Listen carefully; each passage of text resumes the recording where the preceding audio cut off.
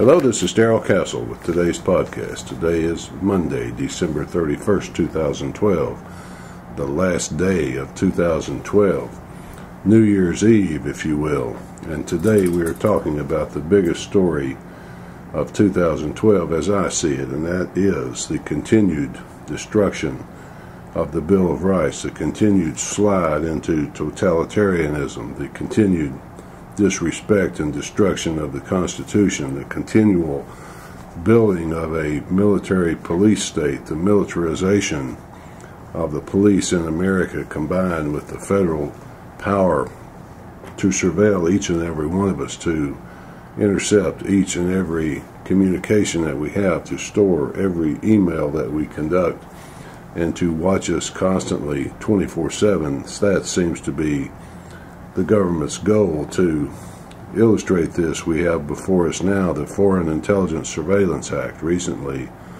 renewed by the Senate and by the Congress, waiting only for President Obama's signature, and he is a very big supporter of it. This bill was originally passed in 1978.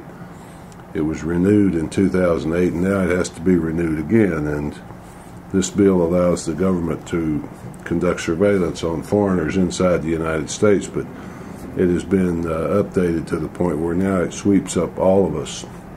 The government wants to know about all of us. They want to watch all of us all the time. They do not want us breaking any of their rules. As the old saying goes, Big Brother may not be watching you, but he could be if he wanted to be. Well, the most disturbing thing about this bill to me is that it was passed overwhelmingly by both the Senate and the House. In the Senate, 73-23, the Senate leader for this bill, in favor of this bill, Dianne Feinstein, she is the chairman of the Senate Intelligence Committee. She is its biggest supporter and its leader.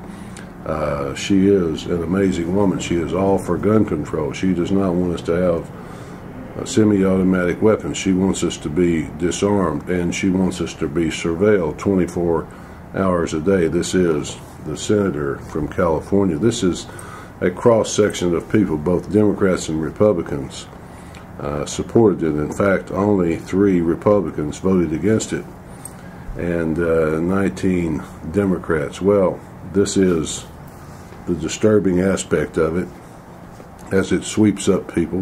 Rand Paul in the Senate said, over the past few decades, our right to privacy has been eroded. Well, that is putting it mildly, isn't it? Yes, indeed, our rights to privacy have been eroded. In fact, it would be fair to say that there is no privacy now. As we learn in various legal seminars that I attend, where they lecture us in continuing legal education on social media and use of the internet and that sort of thing, and in the practice of law, we are told time and again there is no such thing as privacy anymore. This is what has happened in America. This is the destruction of civil rights. Here is a quote from the number 2 Senate Democrat, Richard Durbin of Illinois. He said about this bill, "The surveillance law does not have adequate checks and balances to protect the constitutional rights of innocent American citizens. It is supposed to focus on foreign intelligence," Mr. Durbin said, "but the reality is that this legislation permits targeting an innocent American in the United States as long as an additional purpose of the surveillance is targeting a person outside the United States." There you have it. Well, that is right, Senator Durbin. You are correct, except in one thing. You said that there's not adequate checks and balances to protect the constitutional rights of innocent Americans. It's whether we have constitutional rights or not is debatable anymore. The Bill of Rights under attack and under destruction. The Second Amendment under destruction. As Paul Craig Roberts points out, it seems to be about agendas. Everybody is only concerned about their political agenda. They want to use the shootings in Connecticut to further their gun control agenda.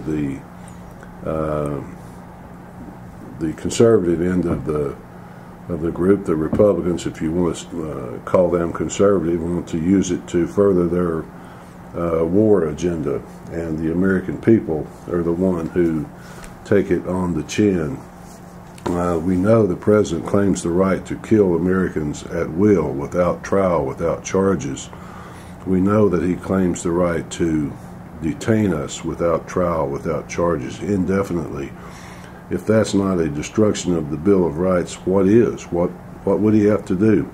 The state, a relatively small group of people, just a tiny group of people compared to the rest of us, hold enormous power over our lives, and they want to control us, to watch us, to monitor everything that we do. They want to make sure that we do not violate any of their rules. They may just keep us in a database somewhere unless we challenge them or violate their rules. This is, as one writer calls it, creeping totalitarianism. It is Democratic and Republican totalitarianism. Perhaps it is time we turn to something different. The state, the all-powerful state, it knows where you are. It knows what you are doing. And if you violate one of its rules, it will come down on you. And those rules are changing every day. They're getting stronger and more powerful every day. A very disturbing trend, folks, and the biggest story of 2012, in my opinion. That is the way I see it today. New Year's Eve, 2012. Happy New Year, folks, and until next time, this is Darrell Castle.